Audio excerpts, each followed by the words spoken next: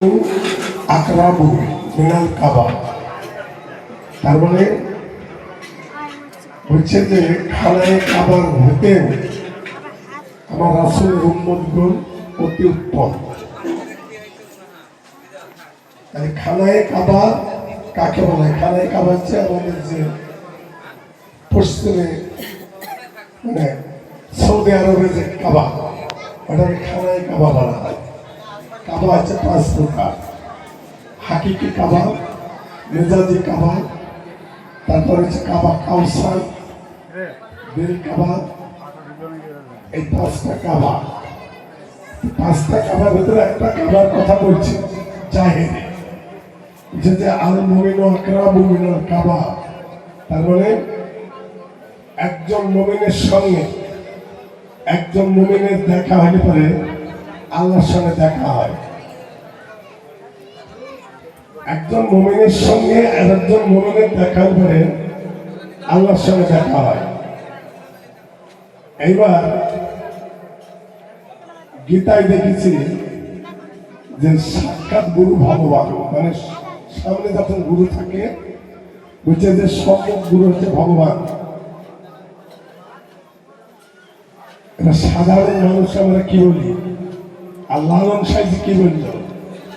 লালন সাহেব বলল যে যে মুর্শিদ সে রাসূল, ইহাতে নাই কোনো ভুল, খোদাও সে হয়।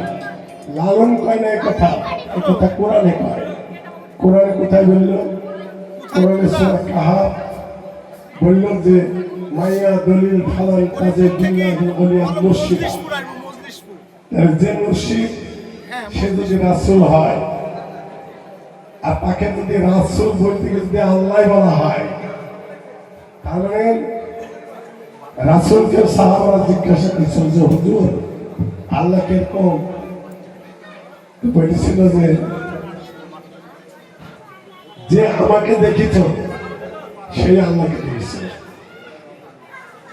যে দেখেছে সে আল্লাহকে দেখেছে। আমরা এখন দেখিনি, যারা আমলে ছিল তারা দেখেছে, যাদের সময় উনি পৃথিবীতে ছিলেন দেখেছেন।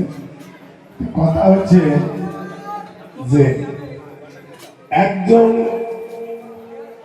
পীরের সঙ্গে, মানে পীর ভাইয়ের সঙ্গে একজন পীর ভাইয়ের দেখা হলে মানে মুর্শিদের সঙ্গে দেখা হয়, আর মুর্শিদের সঙ্গে দেখা হলে কিন্তু রাসূলের সঙ্গে দেখা হয়। যারা কোরআন মানে না তারা রাসূল মানে না, যারা রাসূল মানে না তারা আল্লাহকেও মানে না। তার প্রমাণ 18 জিলহজ হুজুর আকরাম সাল্লাল্লাহু আলাইহি ওয়াসাল্লাম উনি 14 দিন হজ করেনি, হজ একদিন করেছে। একদিনই হজ, একদিন শেষ।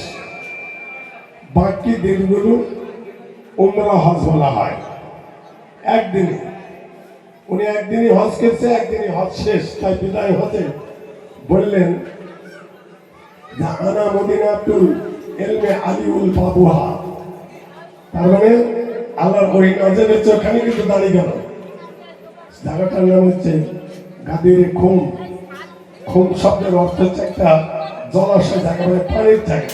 সেটাকে আমরা খাইবি বলি, পুষ্কুরনি বলি, দিঘি বলি, আর নদী বলি, যাই বলি, একটা জলাশয় জায়গা। ওখানে দাঁড়িয়ে আল্লাহর নবী বলেছিল যে থাকলো আমার কেতাব, আর থাকলো আমার আহালে বায়াত, আহালে বায়াত, আহালে বায়াত, আহালে বায়াত। কথাটা 3 বার বলেছিলেন, একবার না 3 বার। আমার আহালে বায়াতের প্রতি যদি কারো মহব্বত না থাকে তাহলে সে আমার উম্মত না, আল্লাহ বান্দাও না। আমার কথা হচ্ছে যে তোমাদের কাছে আমার অনুরোধ থাকবে, আমি কিন্তু অনুরোধ করার লোক না, তথাপি আমি অনুরোধ করব যে তোমাদের ভিতরে যে দ্বন্দ্ব ফাঁচার গুলো, এ ভাইয়ের সাথে ভাই, ও ভাইয়ের সাথে ভাই, এটা যদি করো তাহলে এখানে কেউ এসো না, আমার কাছে কেউ এসো না। আর আমি কিন্তু আমার বাড়ির সামনে সাইনবোর্ডটা উঠিনি, আমি বড় আলেম, আমি বড় মানে কামেল পীর, আমি বড় মুর্শিদ, এই সামক্ষ গুরু এগুলো কিন্তু লিখিত। আর যত আমার কাছে তোমরা এই বায়াত গ্রহণ করেছ, আমার হাতে হাত দিয়েছ, প্রত্যেকে বুকে হাতি বলতে পারবে না যে এই ভদ্রলোক আমাদেরকে বুঝিয়ে আমাদেরকে মুরিদ করেছে। আমি কাউকে বুঝাতেও যাইনি, কাউকে বলতেও যাইনি। হয়তো তোমাদের জ্ঞানে প্রাণে মনে ধরেছে, আমার কাছে এসছো। আমি কিন্তু একটা কথা বলেছি যে বায়াত হওয়ার আগে আগে বায়াতের খবর শোনো। বায়াত মানে বায়াতের শাব্দিক অর্থ দিচ্ছে বিক্রি। তাহলে আমার হাতে হাত দিলে সেদিনকে বিক্রি হয়ে যাওয়া। কি বলছো বলো? তাহলে বিক্রি হয়ে যাবা। এই তোমাকে যেখানে বসতে এসেছে সেখানে বসে যাও, যাও বসে যাও। ও এখন কেন দিয়ে পরে তুই যদি গায়ে বেঁধে গেল নাকি? তাহলে বায়াত মানে বিক্রি। তাহলে আমার কাছে বিক্রি হয়ে গেছ। বিক্রি হওয়ার পরে যদি কেউ বলো যে না আমি 7 জন দল বেঁধে গেল ওই বাবাদের কাছে মুড়ি দিয়েছি, এটা কেউ বলতে পারবে না। তোমার গরজে তুমি এসছো, তোমার গরজে গুরু বাক্য যদি না মানো, মুর্শিদের বাক্য যদি না মানো, তাহলে কিন্তু এই জায়গায় তোমরা কেউ আসবে না। আমার একটা কথা বলে থাকলে এতে ভাগ করো, এতে বেজার হবে। এই আমার কথা। আমি বেশি কিছু বলবো না।